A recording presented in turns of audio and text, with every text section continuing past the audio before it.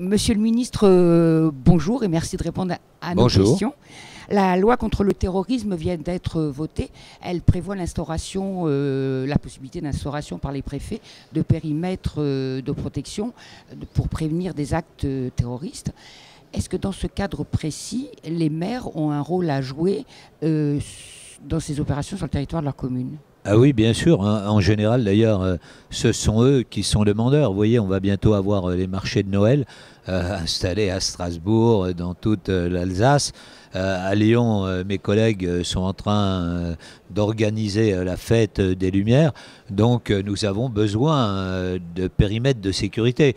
Donc, je crois que les préfets et les maires sont en train de travailler sur ces périmètres. Parce qu'évidemment, sans ces périmètres de protection, on ne pourrait pas organiser de si grandes fêtes, des fêtes où viennent des dizaines, des centaines de milliers de personnes de manière sécurisée. Or, nous voulons que ces périmètres soient totalement sécurisés, que les gens qui participent à ces événements oublient finalement le risque pour ne voir que le plaisir et la beauté des lieux.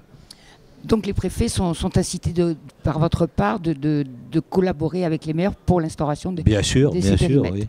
Oui, j'ai l'expérimentation, si vous voulez, moi, en tant qu'ancien maire d'une grande commune, où évidemment je coopérais toujours avec mon préfet, où d'ailleurs j'utilisais aussi ma police municipale, mes appareils de vidéoprotection, parce que quand vous mettez des dizaines de milliers de personnes dans les rues un soir, vaut mieux quand même avoir une certaine surveillance pour que les choses se passent bien. Où en est la réflexion que vous avez souhaitée sur le continuum des missions entre les forces de l'ordre, c'est-à-dire police nationale, gendarmerie, police municipale et forces de l'ordre privé ? Alors, je suis en train de terminer l'examen du projet de loi de finances pour mes problématiques du ministère de l'Intérieur. Et dès que j'aurai terminé, je vais nommer des parlementaires en mission de manière à penser ce continuum. Parce que je pense qu'aujourd'hui, il est indispensable pour assurer la sécurité de nos concitoyens qu'effectivement les forces de sécurité nationale puissent travailler avec des polices municipales bien équipées et puissent travailler avec des agents d'agences de sécurité privées qui elles-mêmes feraient un effort sur la formation. On a besoin de professionnaliser tout cela. C'est comme cela qu'on assurera la sécurité de nos concitoyens. Vous savez, hier j'étais au salon Millipol et donc je regardais un peu tout ce qui existait aujourd'hui pour assurer la sécurité de nos concitoyens. On s'aperçoit que l'on a beaucoup progressé et donc le danger que l'on a connu depuis 4 ans maintenant fait que nous avons des techniques, des technologies qui nous permettent d'assurer la sécurité de nos concitoyens. Donc il faut que nous y travaillions ensemble. La police de sécurité du quotidien sera expérimentée à partir de janvier prochain dans une quinzaine de sites. Est-ce que vous pouvez nous rappeler quelle sera sa mission ? Alors si vous voulez, d'abord, il faut plus de policiers, je dirais, dans les rues, visibles par la population. Aujourd'hui, comme pendant tout un temps, on avait baissé le nombre de policiers et de gendarmes, c'est vrai qu'on était plutôt dans des missions d'intervention que dans des missions où la population voyait la police. Pour cela, nous allons créer 10 000 postes supplémentaires. Deuxième point, nous allons faire une réforme de la procédure pénale. Parce qu'aujourd'hui, trop de nos policiers disent, nous, pour une procédure, on passe 7 heures à remplir des papiers et pendant ce temps-là, on n'est pas dans la rue.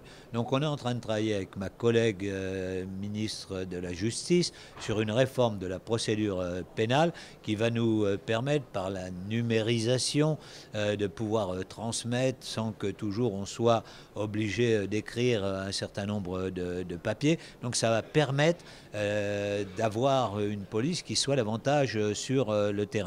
Après, si vous voulez, il faut que ce soit une police qui soit adaptée au territoire, parce que évidemment les problèmes de délinquance ne sont pas les mêmes suivant que vous êtes dans le cœur de Paris, suivant que vous êtes dans la première couronne, dans une ville moyenne. Et donc moi je demande une police et une gendarmerie d'adaptation au territoire. Enfin, c'est de la coproduction et nous voulons coproduire avec les maires, les mettre totalement dans la boucle, de manière à travailler avec eux, parce que en général, ils connaissent assez bien leur population, et donc plus partager pour la police l'information et travailler davantage avec les maires.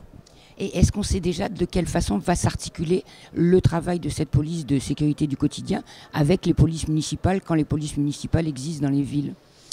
Bien, essayer peut-être de faire ce que moi j'avais fait lorsque j'étais maire de Lyon. Vous voyez, d'abord pour ce qui concerne la police municipale de Lyon, j'ai toujours eu à la tête les commissaires de police.